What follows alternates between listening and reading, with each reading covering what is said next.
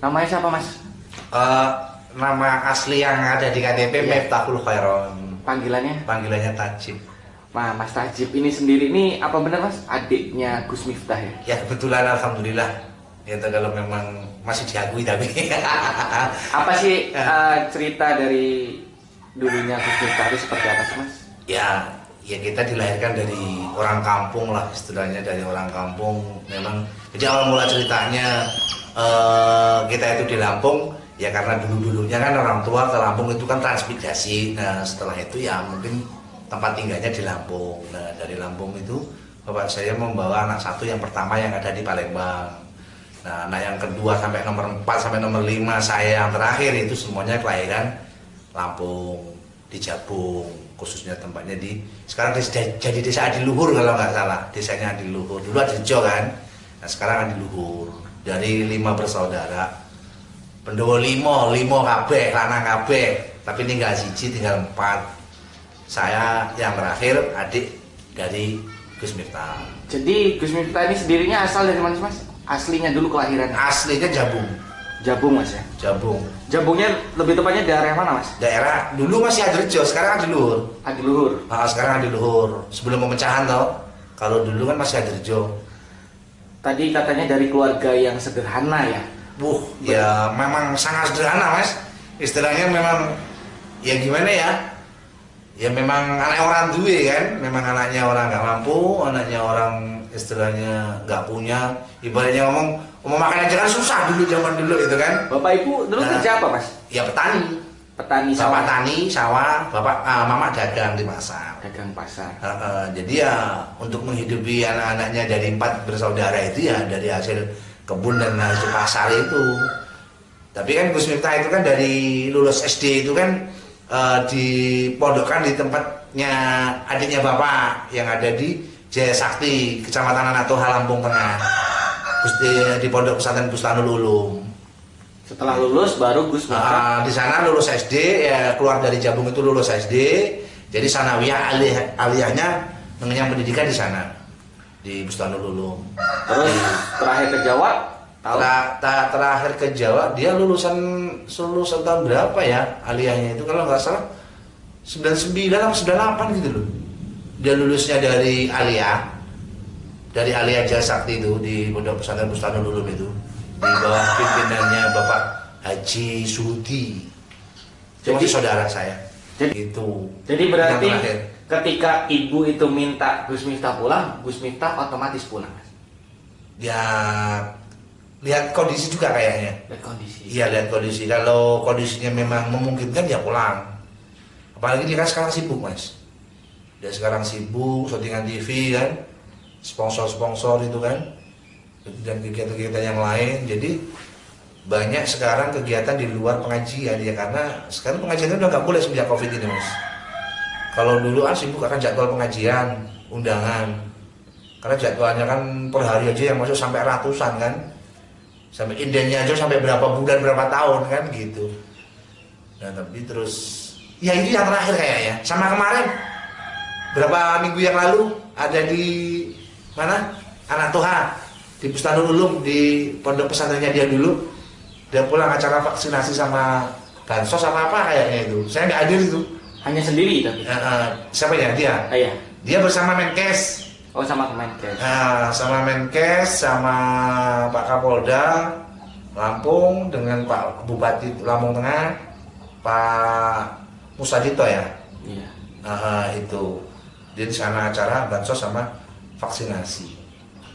Kalau dari pandangan sendiri Mas Tajib ini, seorang kakak Gus Miftah ini seperti apa sih? Ya dia orangnya ya itu tadi, maksudnya yang seperti apa ini? Akrab nggak sama adiknya? Alhamdulillah, saya jarang sekali saya komunikasi dengan beliau. Jarang karena? Jarang, nggak tahu, jarang sekali. Nelpon pun nggak pernah? Nggak pernah. Yang namanya telepon itu nggak pernah. Saya jujur dulu ya, saya takut dosa loh kalau saya bohong, ya kan? Kalau untuk selama ini saya itu bisa dihitung loh Mas, ditelepon. Sampai berusaha nggak ngubungin dia gitu? Saya ditelepon dia itu sekali. Ya waktu itu dia marahin saya, memang saya mungkin saya yang salah ya. Waktu itu kan karena saya sakit. Waktu itu saya sakit perut dan saya itu dilarikan ke rumah sakit Bayangkara Nganjuk waktu itu. Nah, saya telepon mak saya kan nangis-nangis, dan dia telepon beliau. Nah, beliau telepon saya, nawarin saya. Mungkin waktu itu nggak tahu lah. Pokoknya saya nggak mau tahu waktu itu memang saya ditelepon sama beliau, pakai nomor telepon istrinya. Itu kalau untuk saya chattingan pribadi sebelum puasa kayaknya. Sebelum puasa. Tapi sampean waktu puasa Cuman itu aja. Chattingan sama beliau langsung. Ya toh, chattingan sama beliau langsung itu sebelum puasa itu hanya petani cuma buru. Kalau nggak buru ya nggak makan lah istilahnya. Berarti kan dalam cerita ini ibarat kata masih banyak keluarga kandung dari Gus Miftah ini yang sangat sulit, Mas ya? Yo, bukannya banyak lagi, ya memang semuanya sulit. Sulit ya. Jadi dari 4 saudara itu rezekinya kan dia semua. Dari pandangan keluarga nih, Mas. Dari pandangan keluarga ini seperti apa sih Gus Miftah itu, Mas? Ya dia orangnya pendiam. Dia nggak terlalu banyak ngomong, ya kan. Terus kalau orangnya baik sih. Kalau orangnya menurut saya baik. Dia wongnya nggak ison lah kayak cara wong Jawa kan. Orangnya nggak bisaan, ya kan. Maksudnya nggak bisaan itu kalau ngelihat orang susah itu dia itu gampang kesentuh gitu loh. Gitu. Nah, tapi kalau untuk masalah mengenai keluarga yang susah atau yang mana itu saya no komen, ya kan. Karena itu privasi keluarga saya kan, gitu. Kalau saya menceritakan keluarga saya ya memang seperti itu keadaannya, itu fakta, ya kan. Saya sendiri, kakak saya yang di Palembang, yang di Jagung itu memang ya susah gitu loh. Istilahnya kalau soal hubungan kita dalam keluarga itu privasi saya kan, itu kan pribadi keluarga saya nggak mau ceritakan hal itu kan gitu. Tapi kalau untuk orangnya mengenai Gus Miftah itu orangnya dia orangnya baik sih, dia baik orangnya, dia nggak aneh-aneh, ya kan. Dia dari kecil aja merokok aja enggak loh, Mas. Dia merokok enggak, apalagi minuman keras, belas. Dia nggak kenal dunia seperti itu. Walaupun dia sekarang ini mempunyai gelar presiden para pendosa, ya kan. Dia ngajinya di pos-pos kafe, di tempat klub malam, ya dari tempat pelacuran, dia memang nggak sama sekali nggak terpengaruh akan hal itu.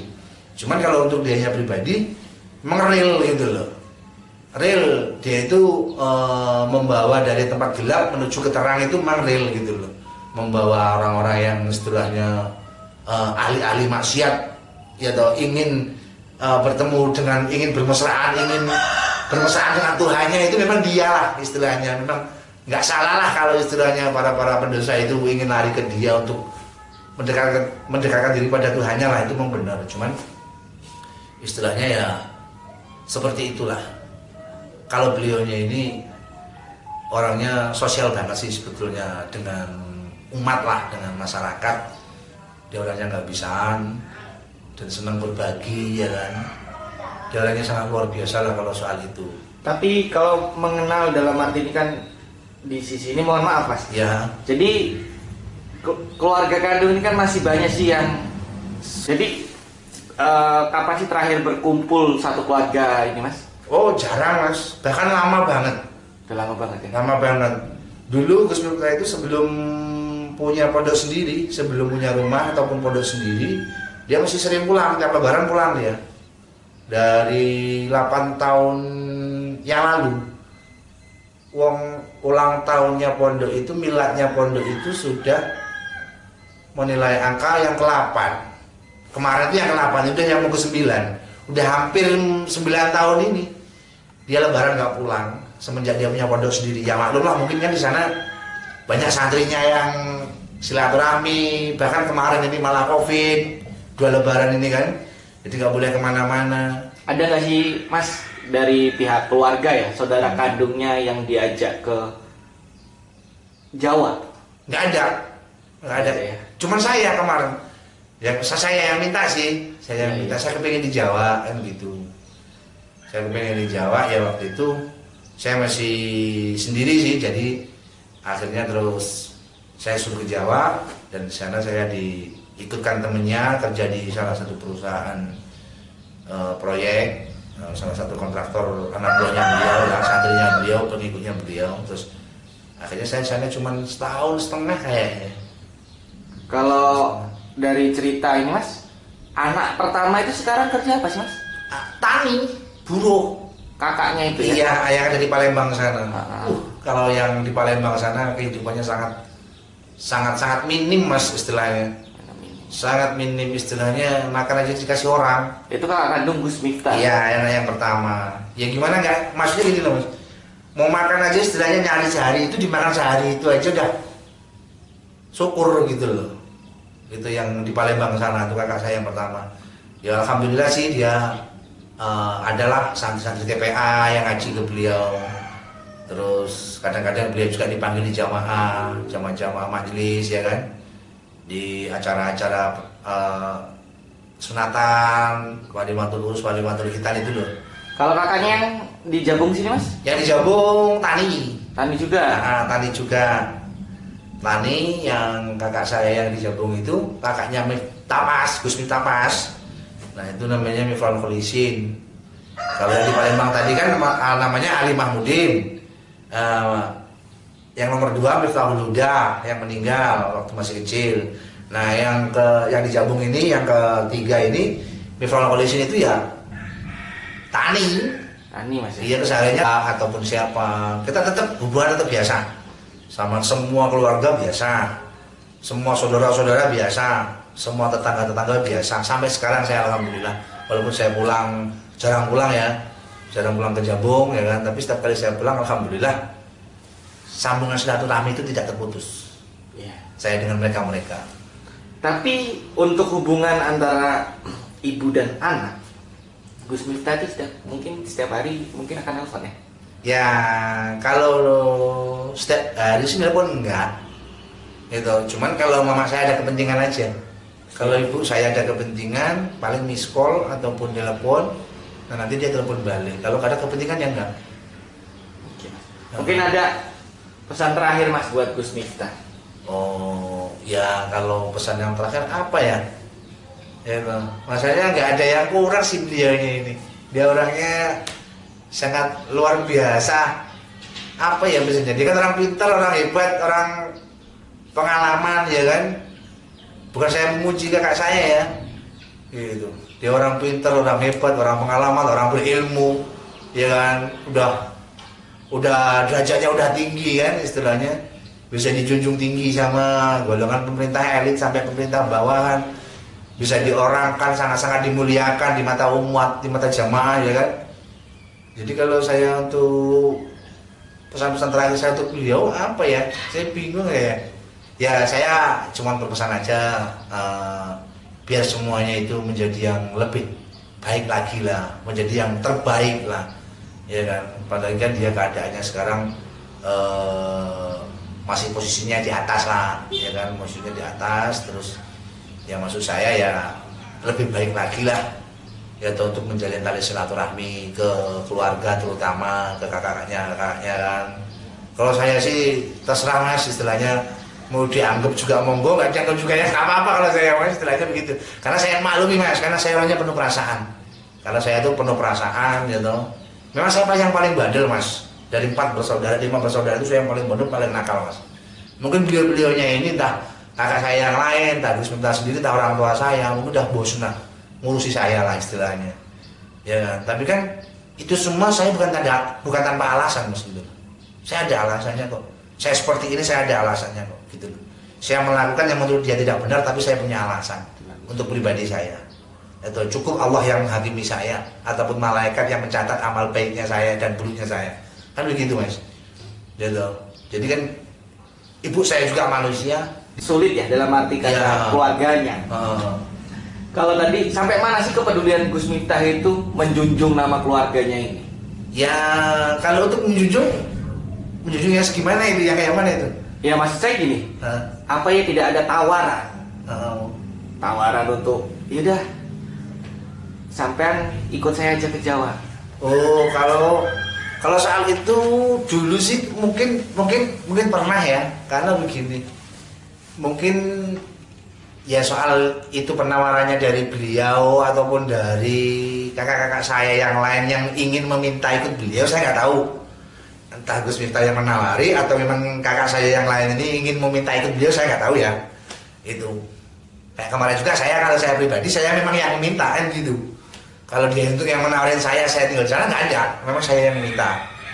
Cuman kakak saya yang di Palembang itu pernah di sana juga, ya toh, pernah di sana juga. Tapi awal mulanya dia ke sana itu apakah kakak saya yang pertama yang di Palembang itu ingin ikut beliau, apa dia yang minta, saya nggak tahu itu, ya kan.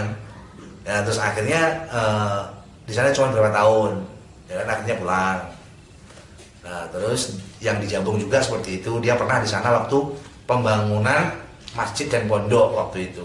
Awal mula mendirikan pembangunan itu, dia di sana. Cuman ya, saya juga nggak tahu apakah dia yang meminta dia yang ke sana ataupun Gus Miftahnya yang meminta dia ke sana. Saya nggak tahu kalau soal itu.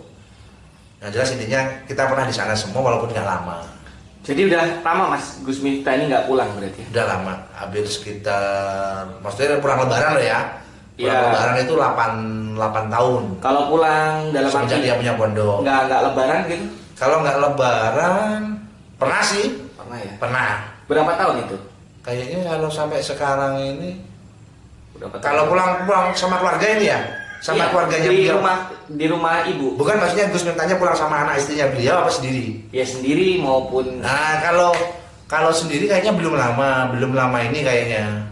Belum lama ini sekitar sebelum puasa kayaknya. Sekitar setengah tahun yang lalu kayaknya, waktu dia ngaji diundang sama bosnya Ceker yang punya karaoke. Tahu kan Pasar Sakti, Labuan Meringi itu masih ikut. Labuan Meringi itu perbatasan kan itu antara Labuan Meringi dengan Pasar Sakti.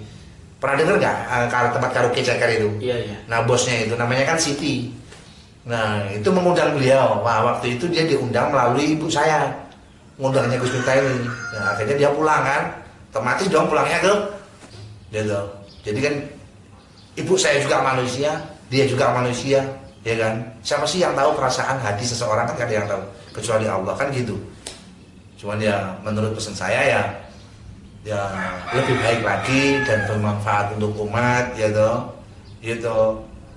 Naiklah tinggi setinggi-tingginya lah apa yang dia inginkan, ya toh. Tapi jangan lupa bahwa pasti suatu saat kalau orang naik tinggi itu kan pasti akan jatuh, itu pasti Mas, kan gitu toh. Nah, biar gak jatuh gimana lah, betul loh, biar gak jatuh gimana, ya toh, biar awet lah. Ibaratnya dia itu sekarang sudah di pucuk sana kan, ibaratnya biar awet tuh kayak mana kan gitu. Jangan sampai istilahnya dia jatuh. Kalau jatuh kan saya juga kasihan kakak saya kan gitu. Ngumati santri oke, ngumati umat akeh toh, semuanya gratis, mudah di sana kan, gak ada yang keluar biaya kan begitu. Ya mudah-mudahan dia selalu istiqomah. Lebih tambah dewasa, ya kan, lebih tambah dewasa lagi, ya dong. Sekarang usianya dia udah 40 tahun, ya kan, kemarin ulang tahunnya ke 40. Tambah sukses, panjang umur, ya kan, bisa mengayomi umat banyak, masyarakat banyak, jamaah banyak, ya kan, bisa jadi tuntunan bukan tontonan, ya kan. Sekarang menjadi pabrik itu kan, apalagi dia seorang ulama kan Mas ya, kalau bisa jangan sampai jadi tontonan, ya kan. Kalau bisa harus jadi tuntunan yang benar. Dakwah lah kan gitu tuh, ngaji olah kan gitu. Tapi sementing aja meleset. Terus lek iso ki ya toh, apa yang ada dalam isi dakwahnya beliau itu yo paling tidak kita tuh bisa menerapkan lah. Ya toh. Jadi ojo iso ngomongi wong, iso ngomongi awake dhewe kan gitu. Apalagi iso ngomongi wong, iso ngomongi keluargane kan gitu toh. Jangan sampai seperti itu. Banyak gitu. Jadi ojo menjadi Kiai Jarkoni lah ibaratnya kan begitu Mas ya. Jangan sampai. Mudah-mudahan dia selalu istiqomah lah. Amin. Makasih Mas. Ya sama-sama.